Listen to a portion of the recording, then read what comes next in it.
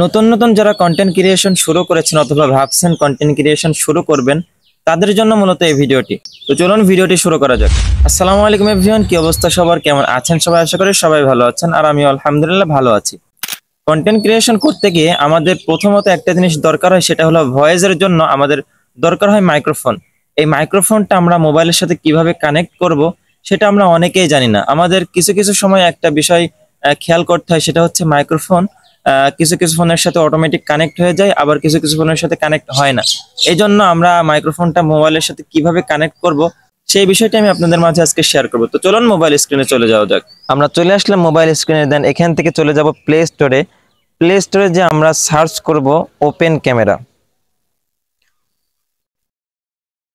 আমরা আগে থেকে আমাদের ইনস্টল করা ছিল, এই জন্য আমরা সরাসরি ওপেন করে ফেলবো এবং এখানে যাওয়ার পরে সেটিংস আইকনে যাব। সেটিংস আইকনে যাওয়ার পরে এখানে ভিডিও সেটিংসে যাব। ভিডিও সেটিংসে যাওয়ার পরে অডিও সোর্স নামে একটা লেখা দেখতে পাচ্ছেন, এখানে টাচ করব। টাচ করার পরে প্রথম অপশনটাই থাকবে, আপনারা অডিও সোর্সে গিয়ে এক্সটার্নাল মাইক যে অপশনটা দেওয়া আছে এখানে ক্লিক করে নেবেন।